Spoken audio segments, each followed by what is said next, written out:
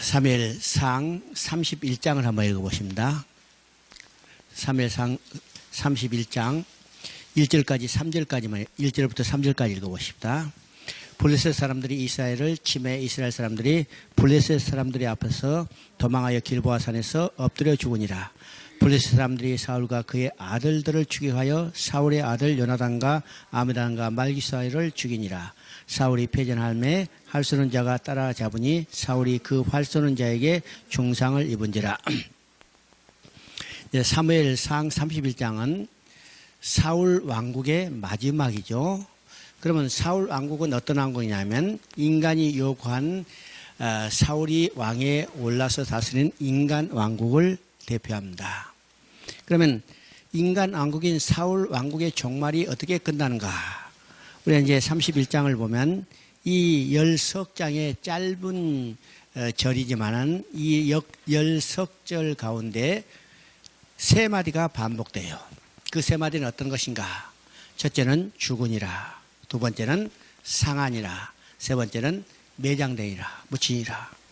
그러면 죽으니라는 말은 죽었다는 말이 몇 번 반복되냐면 10석절 사이에 7번이 반복되죠. 7번이 반복돼. 그러면 인간 왕국 사울 왕국의 종말은 죽고 상하고 매장되는 것으로 끝나는 겁니다. 자, 이 인간 왕국이 언제 있었어요? 우리의 창세기 11장을 보면 바벨이라는 나라가 있었어요. 이 바벨이라는 나라는 인간이 인간을 위해 세운 인간 나라. 이건 하나님이 흩어버리셨습니다.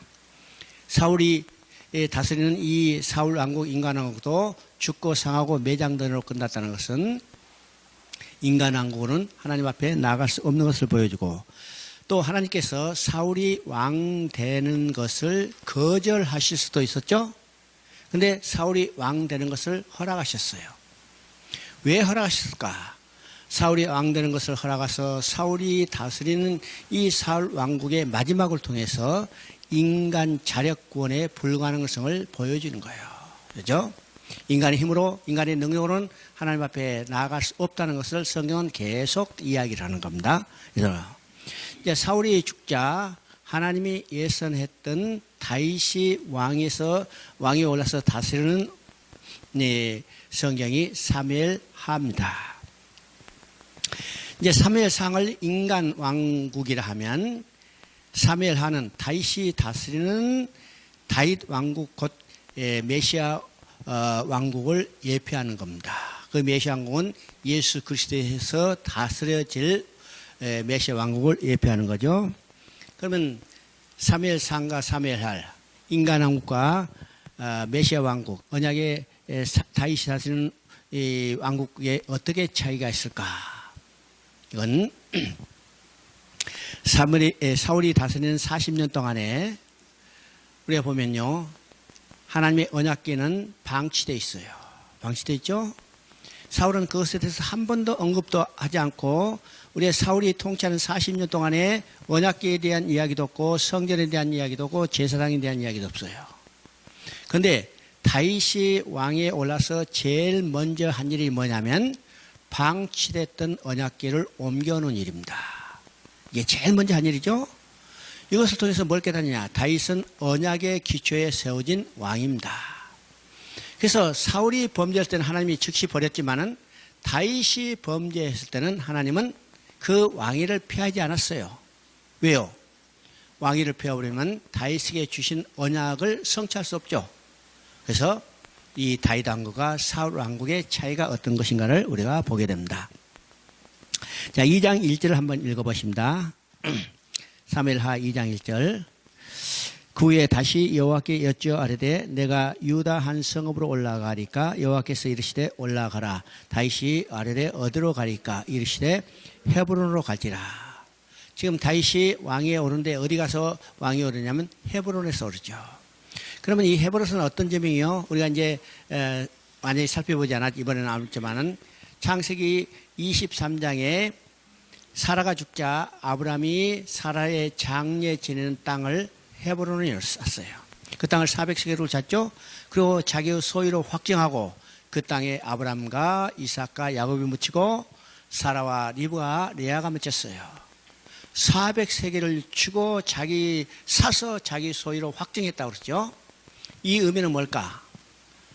하나님이 우리에게 주시기로 약속한 땅이라는 거예요. 그것을 확정한 겁니다. 그 땅 이름이 곧 헤브론이요. 헤브론이요. 그러면 이 헤브론은 언제 누구에게 연결되는가 보면 여호수아 14장에 보면 여호수아 13장은요 이제 땅을 분배하는 내용이죠. 그때 땅을 분배할 때 유다 지파의 족장 갈렙이 이 산지를 내게 주소서. 그죠? 우리가 산지는요 피하고 싶은데 갈렙은 이 산지를 내게 주소서. 그 땅의 족속이 거대하고 산지는 험하다 하더라도 하나님이 내게 주시로 약속하셨고 하나님이 함께 하시면 내가 얼마든지 그 산지를 점령할 수 있어. 그때 여호사가 갈렙에게 그 산지를 줬다고 했어요. 그리고 그 이름이 헤브론이라. 그죠? 그러면 이 헤브론이 누구에게 연결됐어요? 유다 지파에게 연결됐어요. 그러면 지금 다윗이 왕위에 오를 때 어디서 왕위에 오르냐면 바로 헤브론에서 왕위에 오르죠. 그러면 다윗은 어느 지파요? 유다 지파요. 유다 지파요. 그러면 이 헤브론의 땅은 어떤 땅인가? 오랜 후에 유다 지파의 후손은 여자의 후손으로 오실 예수 그리스도가 오실 땅이에요. 우리가 이 헤브론 일대는 어떠냐면 그 땅에 베들레헴이 있고 예루살렘이 있고 그 일대를 이야기합니다. 그러면 예수님은 베들레헴에서 태어났고 예루살렘에서 활동하신 그 지역을 말하는 거죠. 바로 이제 땅에 대한 약속을 어떻게 성취해 가는 것을 보여주는 것이죠. 7장 1절부터 5절까지 읽어보십니다. 7장 1절부터 5절까지 여호와께서 주위의 모든 원수를 무찌르사 왕으로 궁에 평안히 살게 하신 때 왕이 선지자 나단에게 이르되 볼지어다 나는 백향목 궁에 살거늘 하나님의 궤는 휘장 가운데 있도다. 나단이 왕께 아뢰되 여호와께서 왕과 함께 계시니 마음에 있는 모든 것을 행하소서 하니라. 그 밤에 여호와의 말씀이 나단에게 임하여 이르시되 가서 내 종 다윗에게 말하기를 여호와께서 이와 같이 말씀하시되 내가 나를 위하여 내가 살 집을 건축하겠느냐. 11절 읽어봅니다. 11절 전에 내가 사사에게 명령하여 내 백성 이스라엘을 다스리는 때와 같이 아니하게 하고 너를 모든 원수에게서 벗어나 편히 쉬게 하리라. 여호와가 또 내게 이르노니 여호와께서 너를 위하여 집을 짓고. 자, 그러면 이것은 어떤 내용이냐면 다시 이제 왕위에 올라서 나라를 다스릴 때 자기 왕궁은요 백향목으로 참 건사하게 짓고 이 나라를 다스려요. 그러나 어느 날 보니까요 하나님의 성전은 밖에 초라하게 있어요. 죄송한 마음이 들죠. 그래서 내가 하나님의 집을 멋있게 지어야겠다 이런 생각을 가지고 있어요.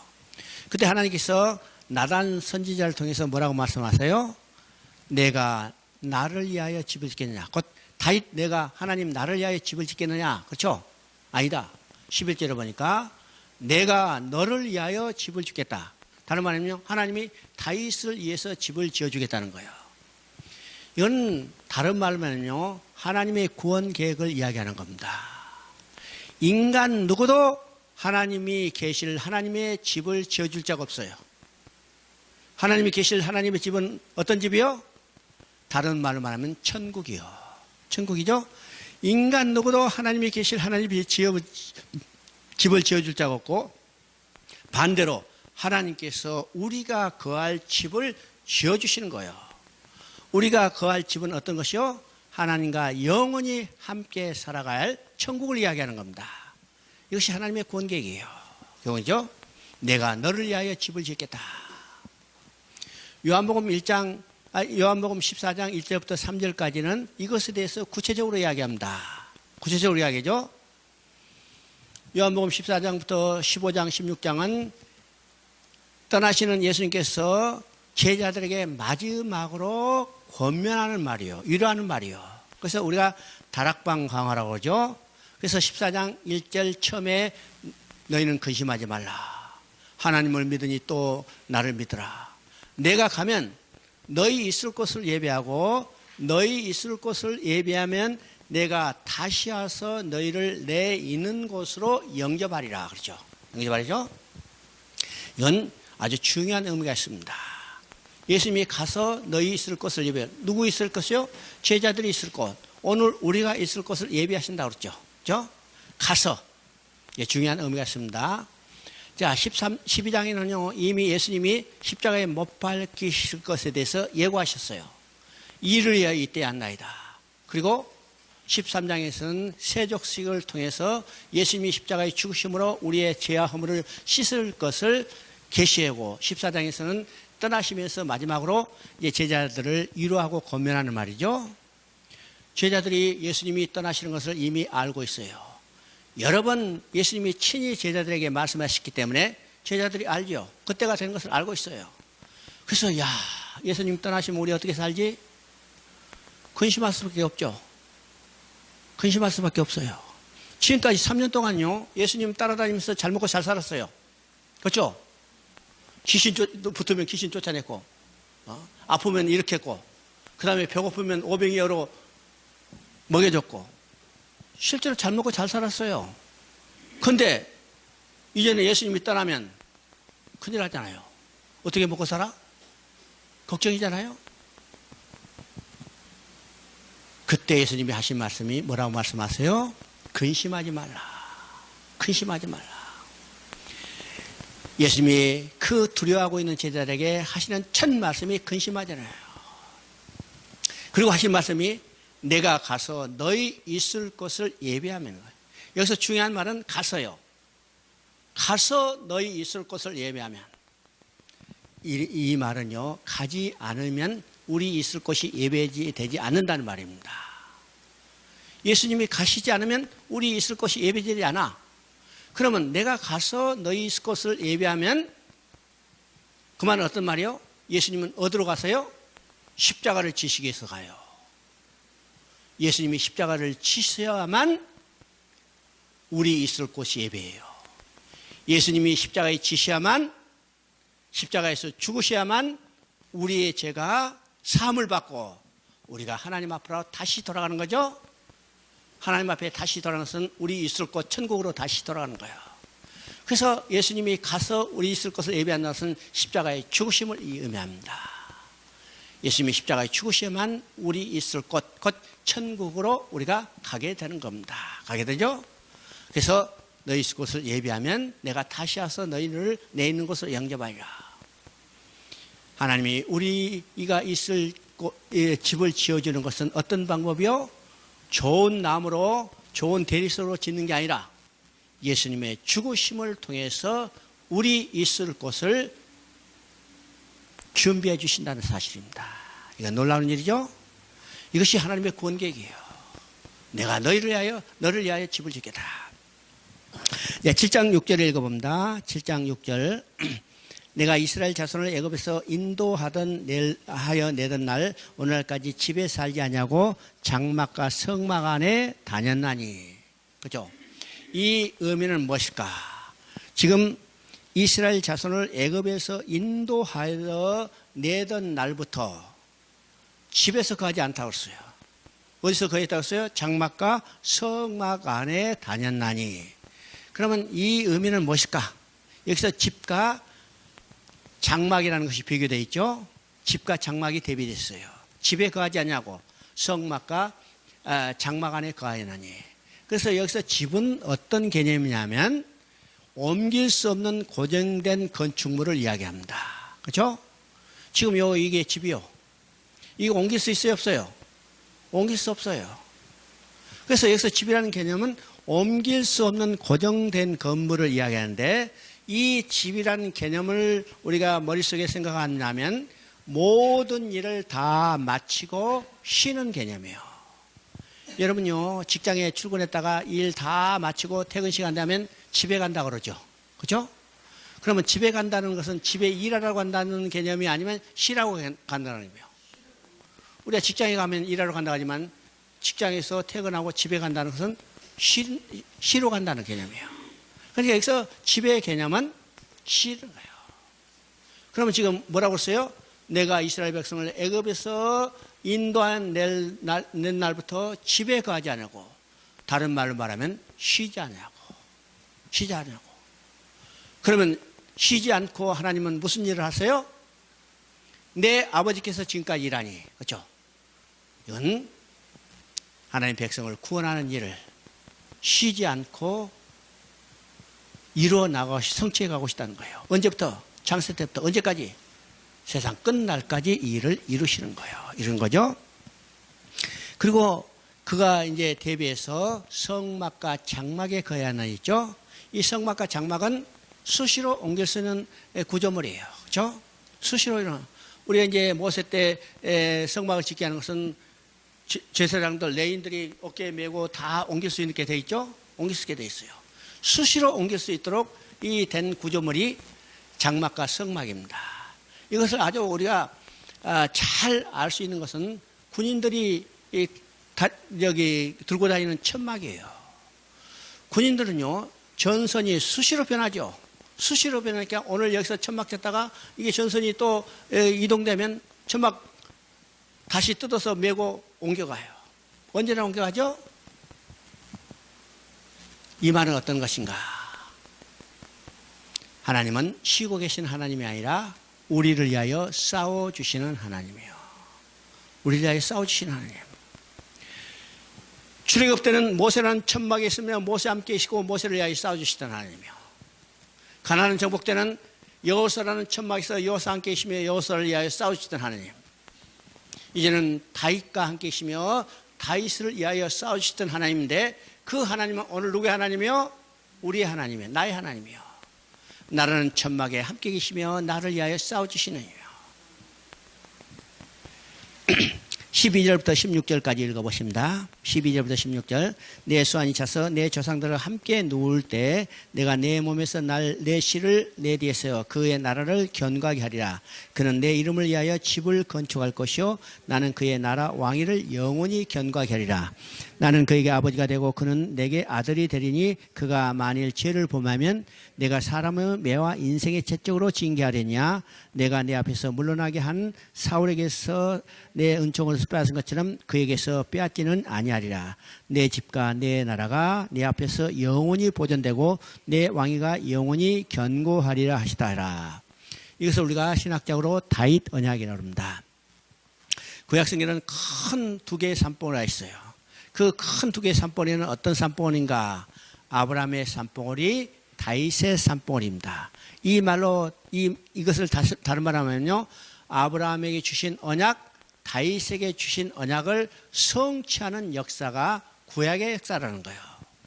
그래서 마태복음 1장 1절은 어떻게 됐어요? 아브라함과 다윗의 자손 예수 그리스도의 세계였어요. 이거는 아브라함과 다윗에게 주신 언약의 성취로 예수가 여자의 후손 그리스도로 태어났다는 것을 이야기하죠. 우리가 이제 아브라함의 약속은 여기에 지금까지 좀 구체적으로 살폈습니다. 그리고 여기서 다윗에게 준 언약이죠. 그러면 이 다윗에게 준 언약은 아브라함에게 주신 언약과 근본적으로 같은 언약입니다. 하나님은 아브라함을 불러서 아브라함을 통해서 하나님이 큰 나라를 이루시겠다 했어요. 그 큰 나라를 이루시기 위해서 내 씨가 하늘의 별같이 많아지리라고 했죠. 그럼 이 많은 씨는 곧 누구를 하면 궁극적으로 예수 그리스도를 통했어요. 예수 그리스도를요. 그래서 지금 여기서 다윗에게 뭐라고 했어요? 내 씨가 그 나라를 견고케 하리라고 했습니다. 12절 보니까 내 몸에서 나시고 내 몸에서 내 씨를 내 뒤에서 그의 나라를 견고하게 하리라. 그리고 10절에 보니까 13절에 보니까 그는 내 이름을 위하여 집을 건축할 것이요, 그죠? 나는 그의 나라 왕위를 영원히 견고하게 하리라. 그러면 이 언약은요, 누구에서 1차적으로 성취됐냐면 다윗의 아들 솔로몬에 의해서 1차적으로 성취죠. 솔로몬이 다윗의 왕위를 이어받았고 솔로몬이 성전을 건축했어요. 그럼 솔로몬에 의해서 1차적으로 이 언약이 성취됐지만 우리가 16절을 보니까 내 집과 내 나라가 내 앞에서 영원히 보존되고 내 왕위가 영원히 견고하리라 하셨다라. 그죠? 여기요, 그 나라와 그 집, 성전이 영원히 견고하리라고 했어요. 근데 솔로몬이 이어받던 나라가 영원히 견고했어요? 솔로몬의 아들 때 나라가 둘로 나눠지고 결과적으로 두 나라 다 멸망했죠. 또 솔로몬이 짓던 성전이 영원히 갔어요. 유다가 멸망할 때 솔로몬이 지었던 성전도 불타버렸어요. 그러면 내 나라 내 왕위가 또 내 집이 영원히 견고하리라, 이 말은 누구에 의해서 성취될 건가? 바로 예수 그리스도에 의해서 성취될 거예요. 예수 그리스도에 의해서 다스린 나라는, 그 나라가 영원히 견고하죠. 예수 그리스도는 참 성전이요, 그 성전은 영원한 거예요. 이 다윗에게 주신 언약이 누가복음 1장 31절부터 33절까지 보면 예수 그리스도의 태어남으로 성취된 것을 증거하고 있습니다. 증거하겠죠? 14절에 보니까 어떤 이야기를 하고 있어요? 그가 만일 죄를 범하면 내가 사람의 매와 인생의 채찍으로 징계하리냐? 내가 내 앞에서 물러나게 한 사울에게서 내 은총을 빼앗은 것처럼 그에게서 빼앗지 아니하리라. 자, 이 내용을 보면요, 다윗도 솔로몬도 그 후손들도 범죄할 것을 이미 하나님은 아셨어요. 그렇죠? 내가 범죄하면, 그렇죠? 범죄하면 뭐랬어요? 사람의 매와 인생 채찍으로 징계하리냐? 사울에게서 빼앗은 은총은 빼앗지 않으리라. 왜일까? 사울은 인간이 태어난 인간 왕국에 그가 범죄하면 그 왕위가 즉시 폐위됐어요. 그런데 다윗은 하나님의 언약의 기초에 세워진 왕이기 때문에 그가 범죄하도록 은총은 빼앗지 않아요. 그러나 범죄한 것에 대해서는 응당 보응을 받게 돼 있죠. 사람의 매야 인생 채찍으로 징계를 받으랴. 이 말은요, 오늘 우리에게도 동일하게 적용됩니다. 여러분은 어떤 백성이요? 하나님의 언약의 백성이요. 우리가 범죄한다 하더라도 우리는 은총은 빼앗지 않아요. 언약은 피하지 않아요. 그러나 범죄한 것에 대해서 징계는 받는 겁니다. 징계는 받아요. 우리가 11장에 보면요, 다윗이 범죄예요. 그렇죠? 누가고 밧세바와 간음하고 그것을 은폐하기 위해서 그 남편 우리야도 죽이는 거죠. 이것이 다윗의 범죄입니다. 다윗의 범죄. 우리가 성경에서 다윗의 큰 범죄가 두 개가 나타나요. 다윗의 큰 범죄. 그 범죄는 어떤 것인가? 지금 이제 11장에서 나타난 범죄예요. 우리가 잘하는 범죄죠. 밧세바와 간음하고 그것을 은폐하기 위해서 그 남편 우리야도 죽이는 범죄인데, 또 하나의 범죄가 어디서 나타나냐? 24장에 나타나는 범죄입니다. 이것은 인구 조사를 한 범죄죠. 이것이 다윗의 일생 가운데 큰 범죄입니다. 이것으로 인해서 다윗은요, 하나님의 언약대로 은총은 빼앗기지 않아야 돼. 사람 매야 인생 채찍으로 엄청난 징계를 받게 되는 것을 보게 되죠. 우리가 이제 12장 이후에 보면요, 12장 이후에 보면 다윗이 이 범죄에 대한 징계를 받는 내용이에요. 그 징계는 어떤 내용이에요? 다윗이 범죄한 것에 똑같은 상한 형태로 징계를 받는 것을 보게 됩니다. 다윗이 밧세바 범죄하자, 간음하자, 하나님은 그것에 대해서 뭘로 보여줬어요? 자기 딸 다말이 자기 아들에서 강간당하는 것을 보여줘요. 우리아를 죽였어요. 우리아를 죽인 것을 통해서 뭘 보여줘요? 자기 아들이 아들을 죽이는 무서운 징계가 보여졌죠.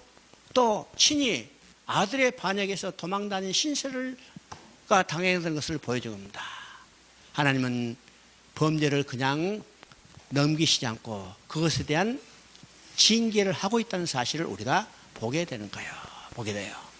그러나 약속의 백성에는 은총은 빼앗지 않냐고. 그렇죠?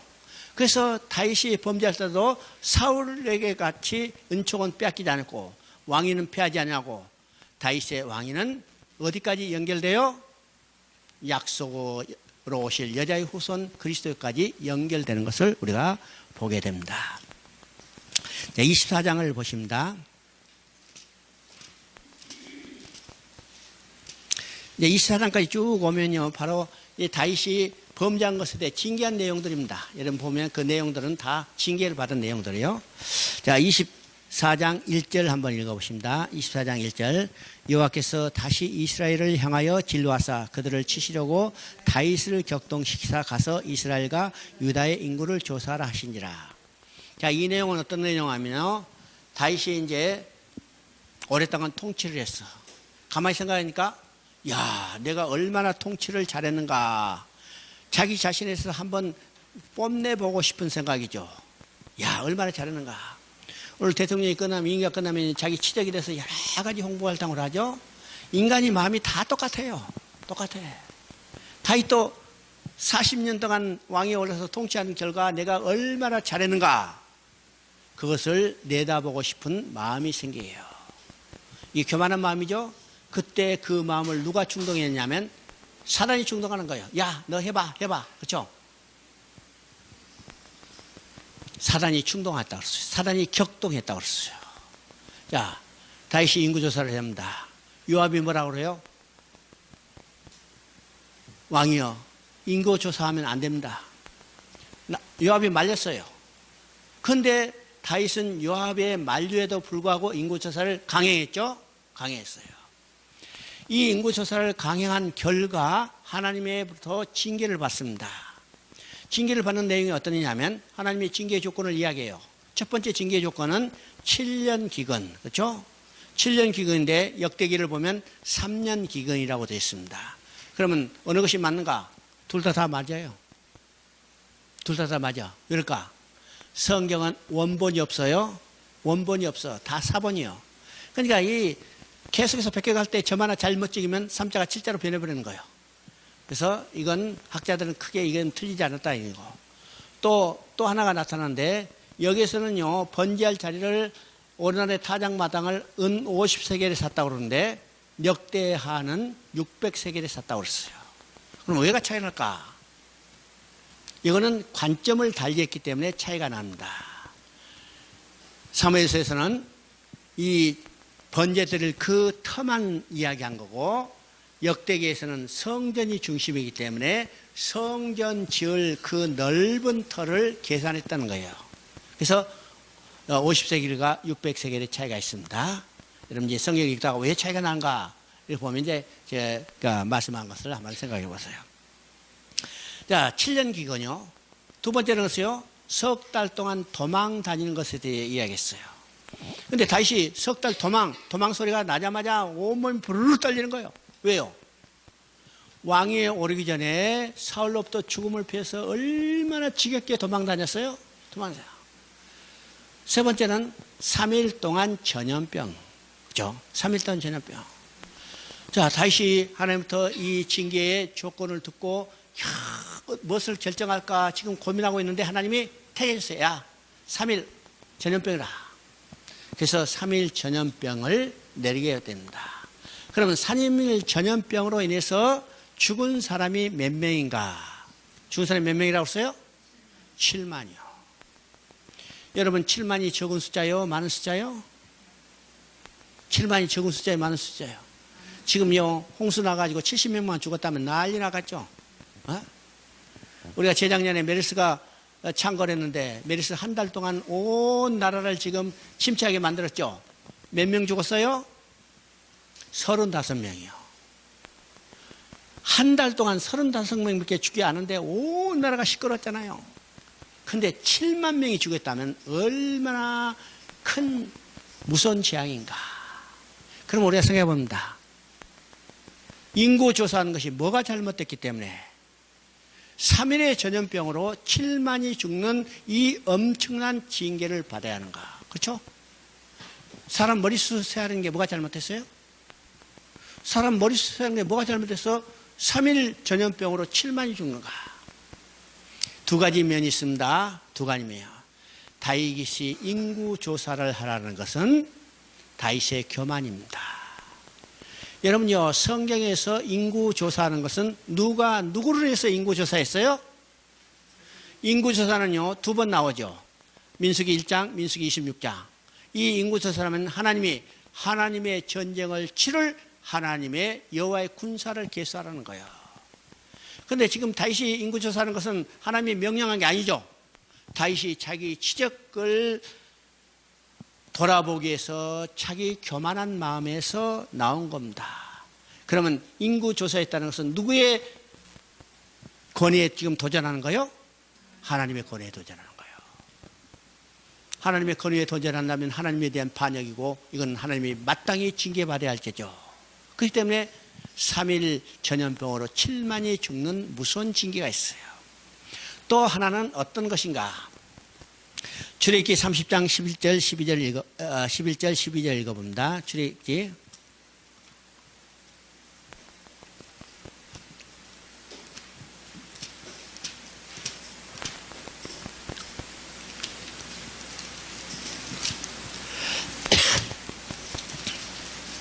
30장 11절 12절 여호와께서 모세에게 말씀하여 이르시되 내가 이스라엘 자손의 수요를 조사할 때 조사받은 각 사람은 그들을 계수할 때 자기 생명의 속전을 여호와께 드렸지니 이는 그들을 계수할 때 그들 중에 질병이 없게 하려 함이라. 질병이라고 했어요. 예수님 말씀 전염병입니다. 지금 이 내용은 어떤 것이요? 이스라엘 백성이 인구 조사를 할 때 뭘 드리라고 했어요? 생명의 속전을 드리라고 했어요. 그러면 한 사람 한 사람의 머릿수 이를 계산할 때마다 이 생명이 누구에서 속함을 받았는가를 알게 하겠어요.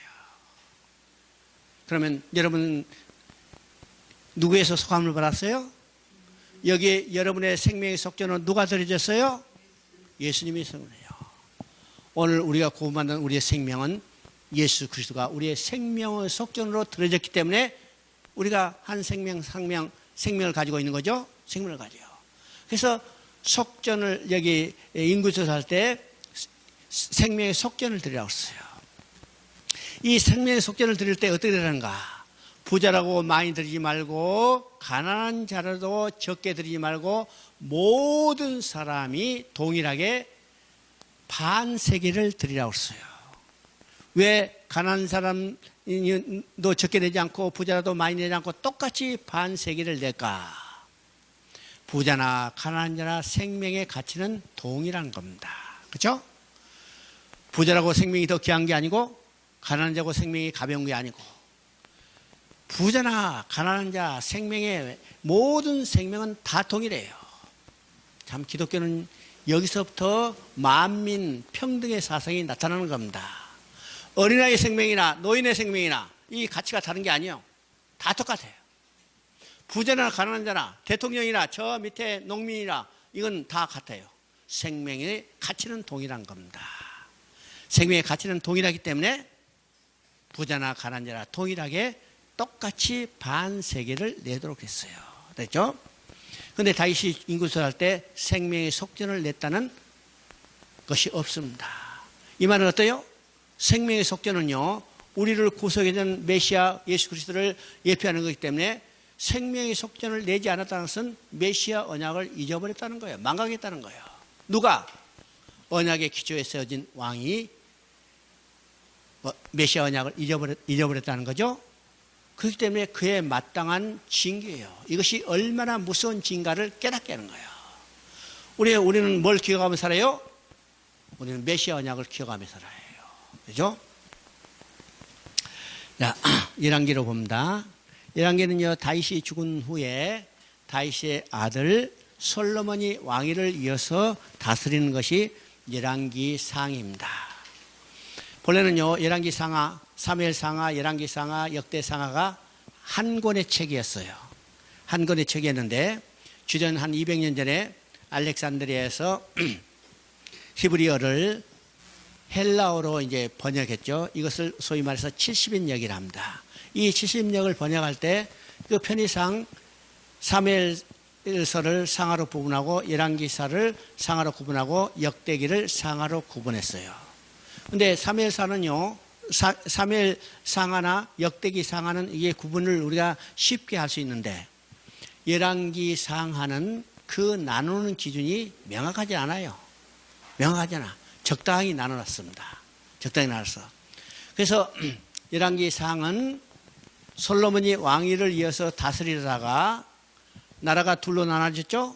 나라가 둘로 나눠져서 북이스라엘과 남유다가 통치에다가 북이스라엘 아하방 때 아하방이 죽고 남유다의 여호사밧의 통치가 끝날 때까지가 열왕기상이고 그 후에 분열 왕국이 지속되다가 두 나라가 멸망하는 것이 열왕기하의 기록이에요. 열왕기하입니다.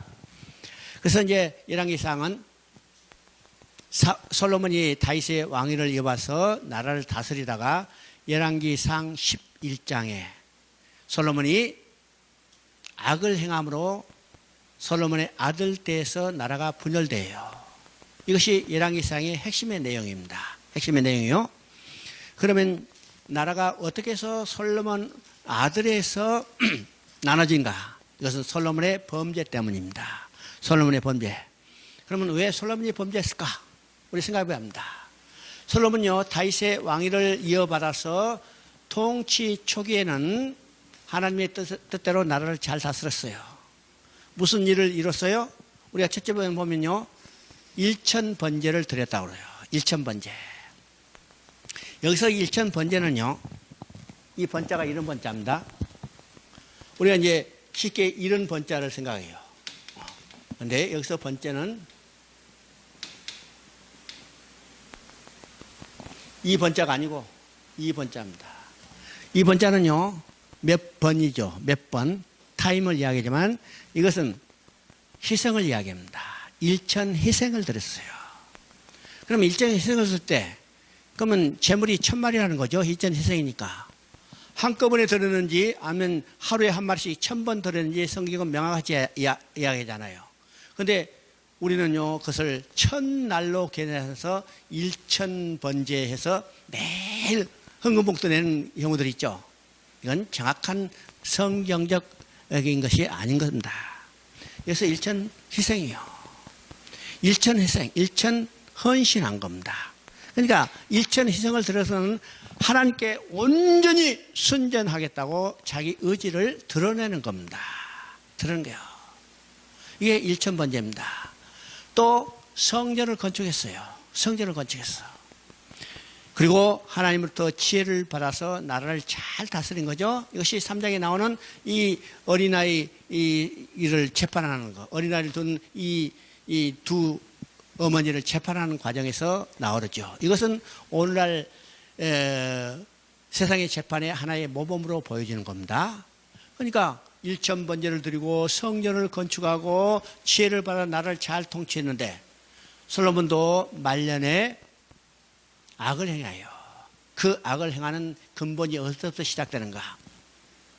열왕기상 3장을 봅니다.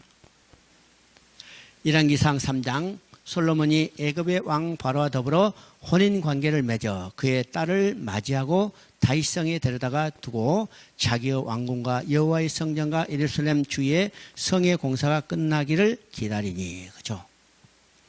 자, 여기서 솔로몬이 타락한 근본적인 원인이 여기서 나타납니다. 누구하고 결혼했어요? 애굽의 왕 바로의 딸과 더불어 결혼했어요. 이것은 당시에요, 애굽이 다시 흥황하기 시작할 때 애굽과 좋은 관계를 유지하기 위해서 정략적으로 애굽의 바로의 딸과 결혼했습니다.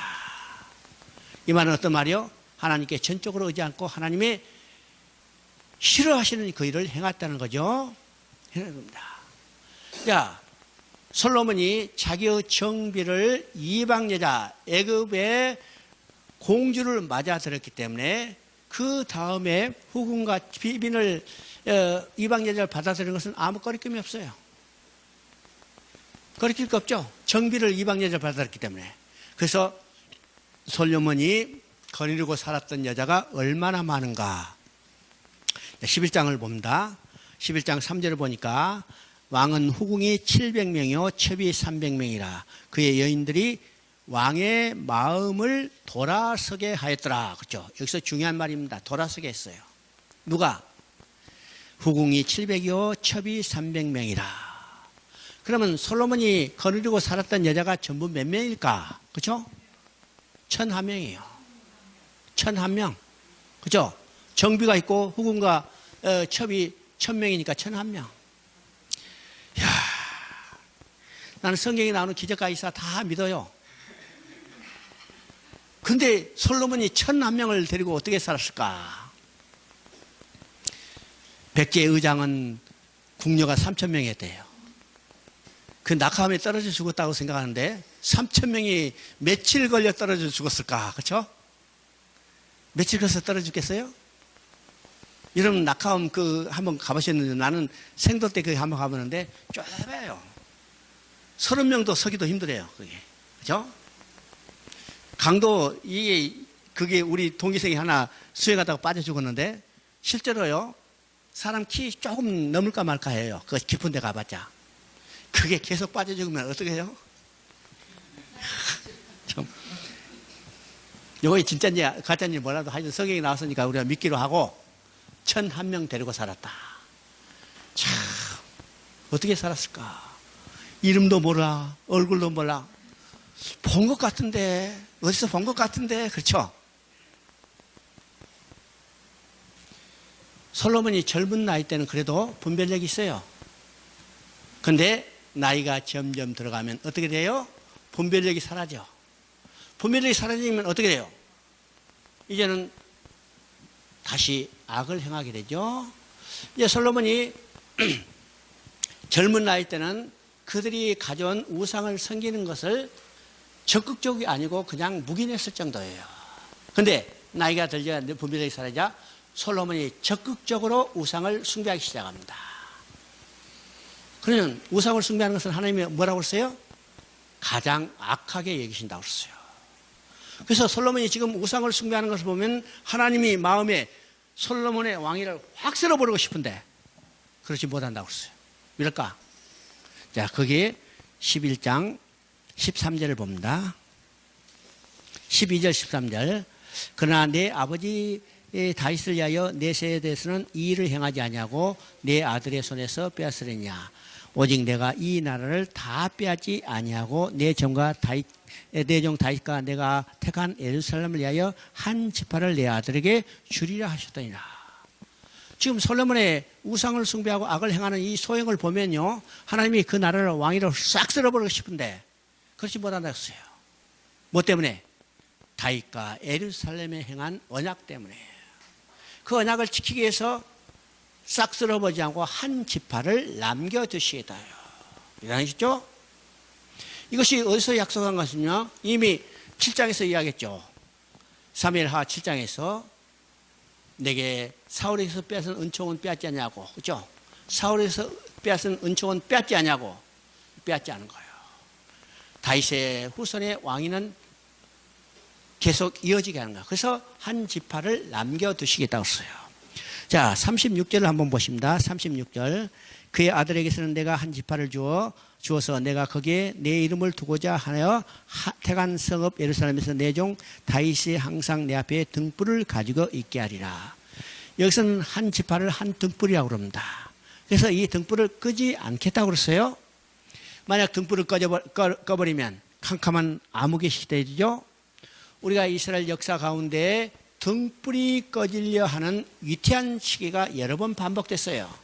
그러나 하나님은 그 등불을 끄지 아니하시고 다윗에게 한 등불을 지키기 위해서 때가 되면 이 등불을 드러내는 것을 우리가 보게 됩니다. 언제 그런 일이 있어요? 우리가 말라기 이후에 보면요, 하나님의 음성이 들려오지 않은 침묵기 또는 암흑기라고 그래요. 그러나 이 침묵기, 암흑기 가운데도 하나님은 등불을 끄지 아니하시고 다윗에게 한 등불을 지키게 하셨어요. 그리고 다윗에게 지키게 했던 이 등불이 때가 되면 세상에 드러났죠. 그 등불은 누구예요? 이 땅에 오신 예수 그리스도예요. 그래서 하나님께서는 다윗에게 한 등불을 끄지 않았어요. 무엇을 통해서 볼 수 있냐면 마태복음에 나타난 족보를 보면 다윗의 왕위는 끊어지지 않고 누구까지 이어지는 걸 보게 돼요? 예수 그리스도까지 이어지는 걸 보게 됩니다. 왜죠?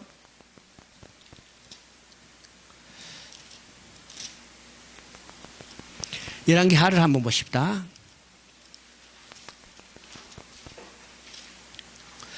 우리가 이제 열왕기 상을 볼 때요, 우리가 이제 왕들의 이야기 중에, 왕들의 기자 중에 여러분 제일 길게 기록된 왕이 누군가요? 제일 길게 기록된, 이 분열 왕국기에 제일 길게 기록된 왕이 누구냐 하면 아합입니다. 아합이요. 그렇죠? 그러면 아합은 어떤 왕이라고 그랬어요? 하나님 보시기에 가장 악한 왕이라고 했어요. 근데 하나님 보시기에 가장 악한 왕 아합의 기사가 왜 이 분열 왕국기에 가장 길게 기록됐을까? 참 이상하죠? 가장 악한 게면 며칠로 끝냈을 텐데 하나님 보시기에 가장 악한 아합의 기사를 분열 왕국 이후의 왕들 중에 가장 길게 기록됐어요. 여러분요, 열왕기상 18장부터 끝에까지 계속해서 아합의 이야기가 나오고 그 이야기가 어디까지 연결되냐면 열왕기 하회까지 이야기돼요. 왜 그럴까? 뿐만 아니라 가장 길게 기록됐을 뿐만 아니라 아합 왕 때 가장 능력의 선지자를 동원했어요. 그 선지자는 누구요? 엘리야요. 우리가 엘리야 하면요, 능력에 행한 선지자, 이 대표적인 사람이요. 그러면 가장 악한 왕일 때 왜 그 기사를 기록했고 가장 악한 왕일 때 가장 능력을 행하는 선지자를 동원하셨을까? 여기서 우리가 중요한 것을 깨달아야 합니다. 하나님은 심판의 목적이 있지 않고 구원의 목적이 있어요. 심판의 목적이 않고 구원의 목적이기 때문에 이 가장 악한 왕이라도 회개하고 돌아오기를 촉구하시는 겁니다. 하나님은요, 여러분 기사를 보면 아합 왕에 4번의 회개하고 돌아올 기회를 주셨어요. 그 중에 가장 위대한 것은 엘리야를 보내서 회개하고 돌아올 기회를 주셨죠? 근데 아합은 돌아오지 않았어요. 우리는 여기서 깨달아야 합니다. 죄 때문에 멸망하는 것이 아니고 회개하고 돌아오지 않았기 때문에 멸망하는 겁니다. 다시 하게요. 죄 때문에 멸망하는 것이 아니고 회개하고 돌아오지 않았기 때문에 멸망하는 겁니다. 하나님은 심판의 목적이 있는 게 아니라 구원의 목적이 있어요. 구원의 목적이기 때문에 그 악한 왕이라도 회개할 기회를 4번이나 주셨어요. 4번이나 주셨어요. 그리고 가장 위대한 능력에 행한 엘리야를 통해서 그들을 돌아오게 하죠. 능력을 보이고 돌아오게 했지만은 아합은 돌아오지 않고 결국은 선지자를 통해서 예언한 대로 그대로 하나님의 심판을 받고 말게 되는 거죠. 말이죠. 이것이 성경을 볼 때 아합이 왜 이렇게 길게 기록되는가를 우리는 볼 수 있어야 합니다. 볼 수 있다죠? 열왕기 하를 봅니다. 열왕기 하는요, 이제 아합이 죽고 여호사밧이 남유다 여호사밧이 죽은데 이 후대로 왕들이 이어오다가 열왕기 하 17장에 보면 북이스라엘이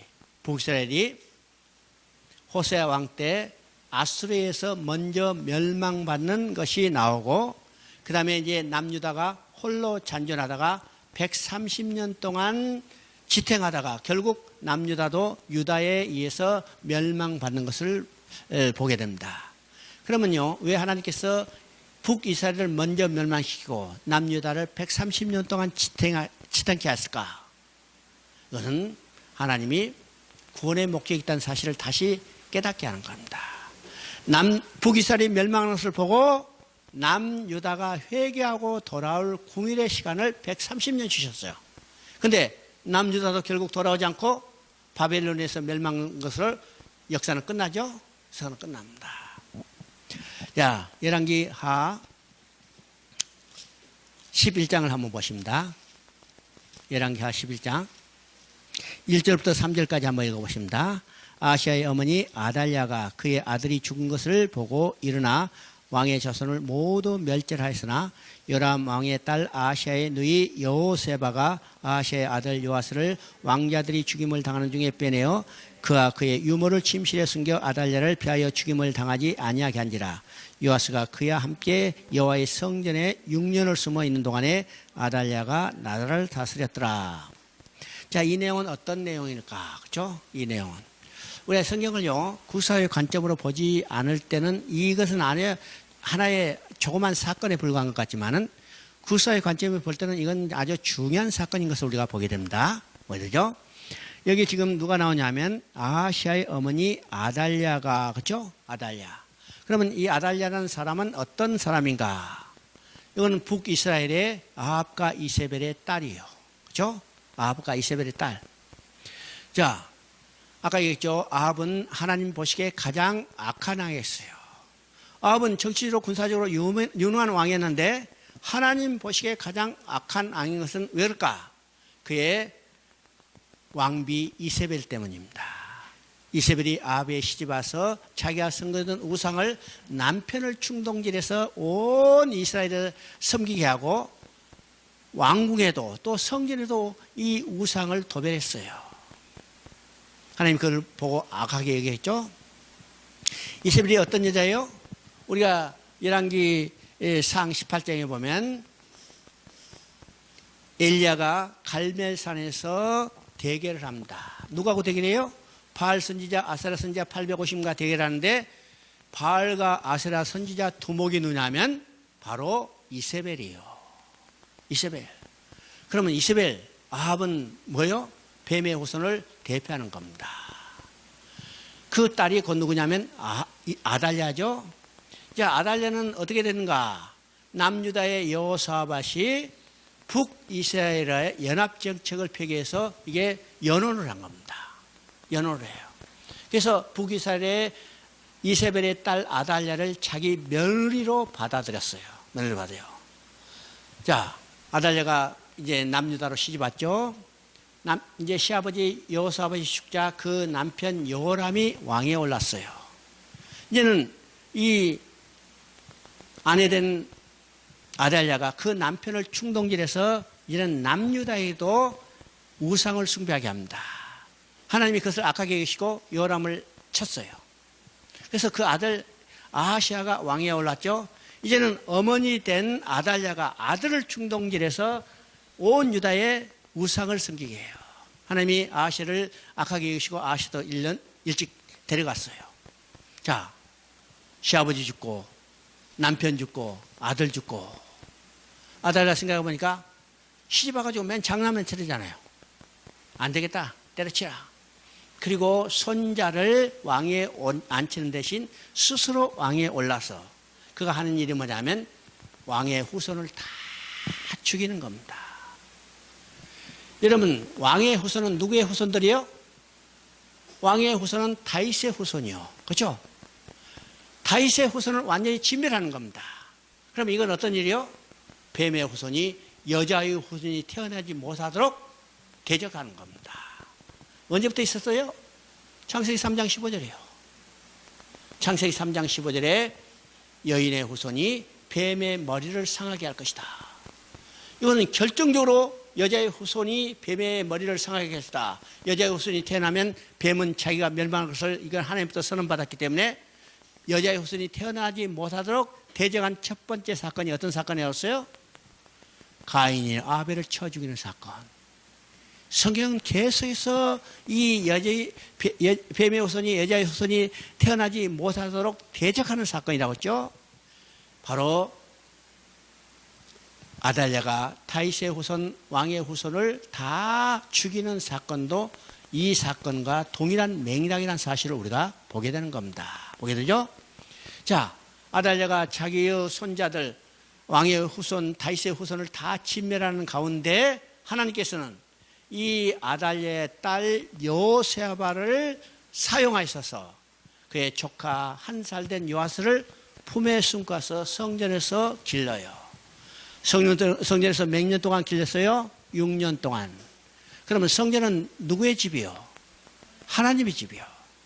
그러면 요아스가 성전에서 6년 동안 길림을 받았다면 하나님이 등불을 끄지 아니하시고 친히 그 등불을 지키셨다는 겁니다.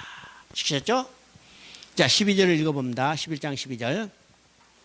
여호야다가 왕자를 인도하여 내어 왕관을 씌우며 율법책을 주고 기름을 부어 왕으로 삼음에 무리가 박수하며 왕의 만세를 부르나. 성전을 내서 6년 동안 등불을 끄지 아니하시고 지키셨던 이 요아스를 이제는 때가 되매 세상이 드러나요. 자, 7년째 여호야다의 주동으로 아달랴를 축출하고 성전에서 길렀던 요아스를 왕에 앉히게 됩니다. 자, 그때 어떤 일이 벌써요? 12절에 보니까 무리가 박수하며 왕의 만세를 부르니라. 이것은 언제 나타났던 일인가? 예수님이 나귀를 타고 예루살렘에 올라갈 때 거기에 많은 군중들이 어떻게 했어요? 종려 나무를 꺾어 흔들며 호산나 우리의 왕이로다. 그러면 예수님은 지금 뭘로 등극하는 거예요? 나귀를 타고 등극하는 것은 왕으로 등극하는 겁니다. 하나님이 등불을 끄지 아니하고 오랫동안 지키시던 이 등불을 세상에 드러낼 때 온 백성이 박수하며 만세를 두며 호산나 우리의 왕이로다. 그렇죠? 이것을 보여주는 겁니다. 요아스가 이제 왕에 올랐어요. 어차피 어린 나이이기 때문에 제사장 여야다의 조언을 받아서 하나님의 뜻대로 나라를 잘 다스리는데 여야다가 죽자 요아스가 드디어 어떻게 변했는가? 그것이 역대하 24장 17절 18절에 나타납니다. 여기 한번 보십시다. 역대하 24장 17절 18절.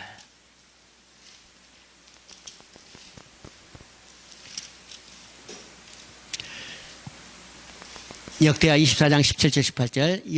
여야다가 죽은 후에 유다 방백들이 와서 왕에게 절하매 왕이 그의 말을 듣고 그의 조상들이 하나님 여호와의 전을 버리고 아세라 목상과 우상을 섬겼으므로 그 죄로 말미암아 진노가 유다와 예루살렘에 임하니라. 여러분, 이건 어떤 일이냐면 지금 제사장 여야다가 죽었어요. 죽었자 이제는 그것을 반대하던 방백들이 지금 세력을 얻고 일어섰죠. 방백들이 나서 지금 요아스에게 뭐라고 조언하냐면 우리도 다른 나라처럼 부강하게 해서는 다른 나라들처럼 우상을 숭배합니다. 이렇게 조언을 했어요. 그러자 이 요아스가 그 말을 듣고 어떻게 했어요? 우상을 섬기기 시작합니다. 자, 요아스가 우상을 섬기게 하잖아. 이것을 극렬히 반대해서 누냐면 여야다의 아들 스가랴 대제사장이에요. 이 대제사장이 반대하자 이 스가랴 대제사장을 어떻게 하냐면 돌로 쳐 죽여버립니다. 그리고 요아스는 신하들의 반대도 불구하고 전쟁에 나갔다가 패전하고 참패하고 돌아와서 결국 어떻게 되냐면 신복들에 의해서 참살당하고 맙니다. 그리고 요아스는 왕의 묘실에도 들어가지 못하고 어떻게 해요? 예루살렘 성 어딘가 묻히고 말았죠. 자, 왕이요, 왕의 묘실에 들어가지 못한다는 것은 왕으로 인정받지 못한다는 것을 의미합니다. 그럼 우리가 생각해봅니다. 요아스가 어떤 왕이에요? 하나님이 친히 성전에서 6년 동안 길렀던 왕이기 때문에 그가 누가 뭐라 해도 하나님만 섬길 왕이 됐을 것 같은데 그도 결국은 어떻게 했어요? 하나님을 배반하고 우상을 섬기고 악을 행하는 것을 보게 됩니다. 보게 돼요. 이것을 통해서 인간이 어떤 존재인가를 우리가 깨닫게 되는 거예요. 인간이 어떤 존재?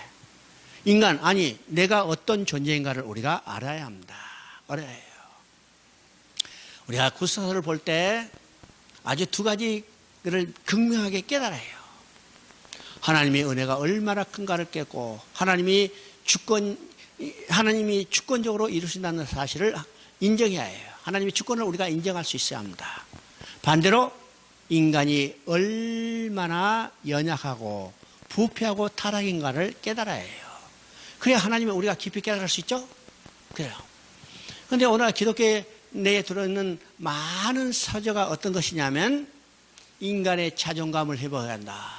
인간이 얼마나 위대한 존재냐. 다시 그 자존감을 회복해야 한다. 이렇게 나가요. 그렇기 때문에 자기 알아주지 않으면요. 기분 나빠서 교회 안 나와.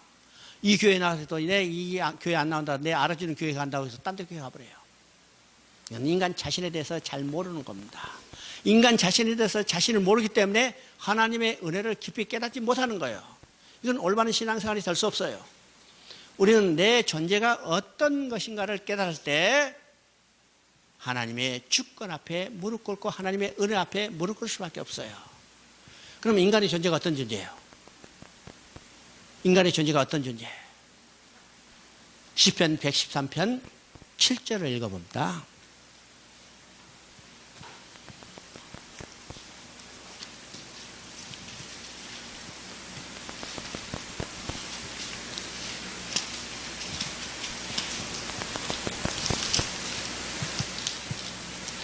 시편 113편 7절 가난한 자를 먼지 더미에서 일으키시며 궁핍한 자를 거름더미에 들어세워. 여기는요 참 고상하게 써져 있죠. 고상하게 써져 있어요. 가난한 자를 먼지 더미에서 일으키시며, 그죠? 먼지 더미에서 일으키시며. 여기서 먼지 더미는 본래 어떤 의미입니까? 먼지 더미는 쓰레기 더미입니다. 쓰레기, 그죠? 쓰레기. 어떤 쓰레기요? 어떤 쓰레기? 첫째입니다. 쓰레기 더미에서 건지시며. 어떤 쓰레기? 지옥불에 타고 있는 쓰레기. 본래 지옥이라는 의미는요, 쓰레기죠. 우리도 이제 지금은 뭐 쓰레기 처리 잘하는 거 버리면은 옛날에 저기, 어디야 지금 운동 경기장 올림픽이나? 거기죠. 거기에 하고 저 김포에, 내가 김포에서 살았으니까 김포 쓰레기 매립장 가면 거기는 쓰레기 태우는 불이 꺼지지 않아요. 이게 헤이데스라는 이 지옥이라는 말은 쓰레기잖아요. 꺼지지 않는, 이 쓰레기 태우는 불이 꺼지지 않는 이것을 이야기하는 겁니다. 그러면 우리는 어떤 존재예요? 지옥불에 타고 있는 쓰레기요. 가만히 두면 어떻게 돼요? 타서 없어져요. 멸망되죠. 그런데 이 타고 있는 쓰레기 가운데 하나님이 궁율의 손을 뻗어서 건져내 주셨어요. 내가 어떤 존재예요? 지옥불에 타고 있는 쓰레기 가운데 하나님의 은혜로 건짐을 받은 존재예요. 그렇죠? 이 은혜로 나를 끄집어내지 않았다면 난 타고 멸망될죠. 근데 은혜의 손길을 뻗어서 나를 건져주셨어요. 내 존재가 어떤 존재예요? 쓰레기에 불과한 거예요. 쓰레기에 불과해요. 여러분 쓰레기에 자랑할 것이 있어요? 아무것도 자랑할 것이 없어요. 자랑했죠? 두 번째는 어떤 존재인가? 그렇죠? 두 번째는 어떤 존재? 여기 보니까 궁핍한 자를 거름더미에서 들어세워. 여기도 이제 고상하게 표현되죠. 근데 중국 성경을 보면요, 펀두이라고 해가지고 똥더미요. 그대로 똥더미. 그러면 똥더미는 어떤 것인가? 여러분 똥더미 어떤 것이요? 똥은 건들면 냄새나요. 그렇죠? 건들면 냄새나. 누가? 내가. 똥더미 같은 존재. 건들면 냄새나요. 근데 이 똥더미 같은 존재를 어떻게 했어요? 하나님의 은혜의 손길로 덮어주셨어요. 덮어주셨기 때문에 내가 똥더미 같은 존재가 다른 사람을 괴롭히지 않죠. 냄새 피우지 않죠. 만약 이 덮어진 손길만 떨어지면 어떻게 돼요? 다시 냄새 피우고 다른 사람을 괴롭히는 존재예요. 이 똥더미 가운데 나를 건져주시고, 그렇죠? 그러면 오늘 우리가 기도할 것은 뭐예요? 주여, 똥더미 같은 나에게서 은혜의 손길을 떼지 말아주세요. 은혜의 손길만 떼면 나는 똥더미이기 때문에 다른 사람을 괴롭히는 존재입니다. 하나님의 은혜의 손길이 아니면요, 나는 지옥불에 타고서 멸망받을 존재죠. 하나님의 은혜의 손길이 아니면 나는 냄새 피우고 다른 사람을 고약하게 할 자요. 이것이 내 존재입니다. 내 실존입니다. 실존이죠. 그렇기 때문에 쓰레기 같은 나를 건져주신 하나님, 그 은혜의 하나님을 우리가 바라보게 하죠. 똥대우매 같은 나를 덮어주신 은혜의 손길로 덮어주신 하나님을 우리는 감사하며 그 앞에 엎드려 예배드리는 것이 우리의 신앙의 삶이요. 인간이 잘한 거 아무것도 없습니다. 알겠죠? 요아스가 6년 동안 성전에 길러서 왕위에 앉혔지만 그도 하나님을 떠나서 우상을 섬기고 죄를 범하고 악을 행하는 것을 보게 될 때 인간이 어떤 존재인가를 우리가 깊이 깨달을 수 있어야 합니다. 깨달을 수 있죠? 열왕기하 24장을 한번 보십니다.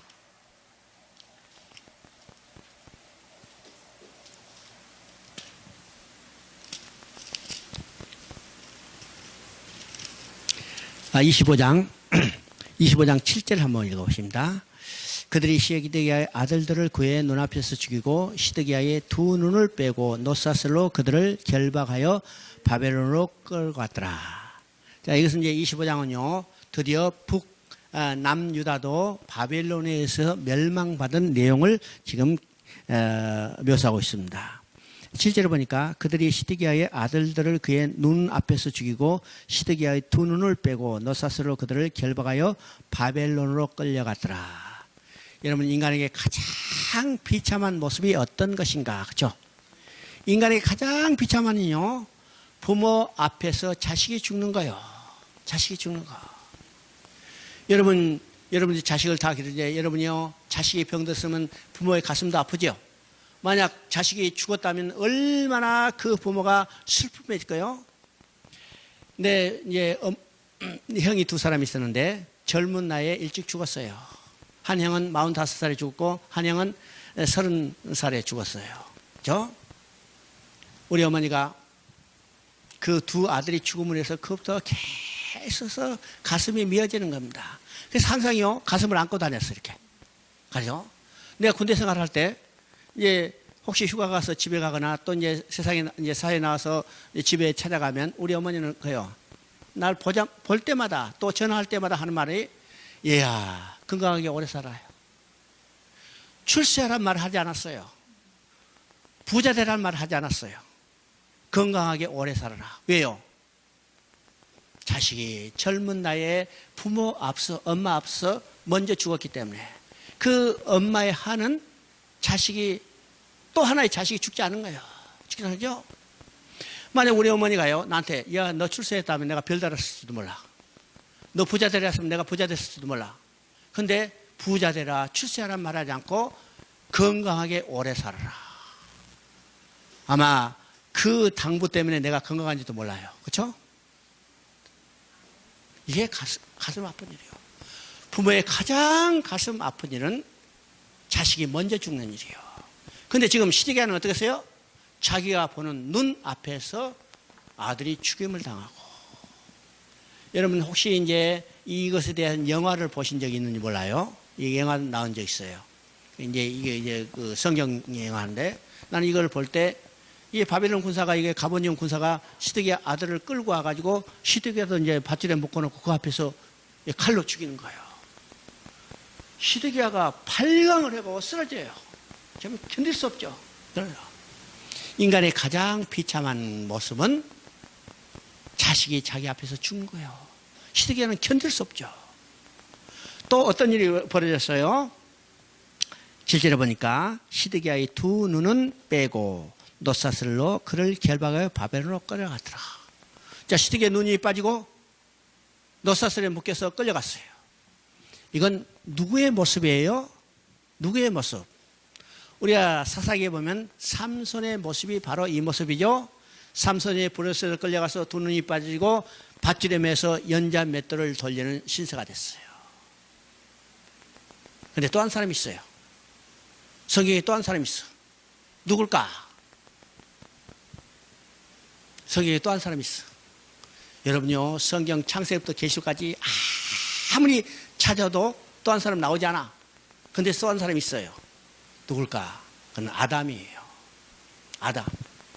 그러면요, 여러분이 질문할 거예요. 성경에 아담이 어디에 눈이 빠졌다고 기록되어 있습니까? 아무리 찾아도 없어요. 근데 성경에 있어요. 눈이 빠졌다는 말은 어떤 의미예요? 보지 못하는 거예요. 그렇죠? 눈이 빠졌다는 것은 보지 못하는 거예요. 아담이 범죄하고 눈이 빠졌어요. 보지 못해요. 보지 못해. 그래서 아담 이후 모든 인간들은 눈이 빠져서 보지 못하기 때문에 만물에 하나님이 계신 것을 보여줬는데 눈이 빠진 인간들은 보지 못하기 때문에 뭐라고 이야기해요? 하나님이 없다는 도다. 어디에 나와 있어요? 로마서 1장 20절이요. 만물 안에 하나님이 계신 것을 보여주는데 하나님이 없다는 도다. 왜요? 눈이 빠져서 보지 못하기 때문이요. 또 셋사슬에 묶여갔다 왔어요. 그러면 셋사슬에 묶여간 것이 누구냐? 곧 아담이에요. 그러면 질문하겠죠? 어디에 성경 어디에 기록되어 있습니까? 성경에 기록된 게 없어요. 근데 성경이 있어요. 성경이 어디 있어요? 히브리서 2장 15절에. 히브리서 2장 15절에 뭐라 써요? 일생 죽기를 무서함으로 매어 종로를 한다고 그랬어요. 매어 종로를 한다. 매어 종로라는 것은 어떤 것이요? 바로 노예로 전락돼서 노예로 사는 거죠. 노예의 모습은 어떤 것이요? 발과 손에 착고를 잡고 또 어떤 심한 노예는요 목에까지 쇠사슬을 묶여져 있어요. 여러분 보죠. 이게 누구의 모습이었어요? 아담이 범죄하고 사단의 노예로 전락됐기 때문에 아담 이후 모든 인류는 일생 죽기를 무서함으로 매어 종로라는 신서예요. 그러면 시드기야가 왜 눈이 빠지고 쇠사슬에 묶여갔어요? 하나님을 떠나서 우상을 숭배하고 악을 행했기 때문이요. 삼손이 왜 블레셋에 끌려가서 밧줄에 매서 연자맷돌을 돌린 신세가 됐어요? 하나님을 버렸기 때문이요.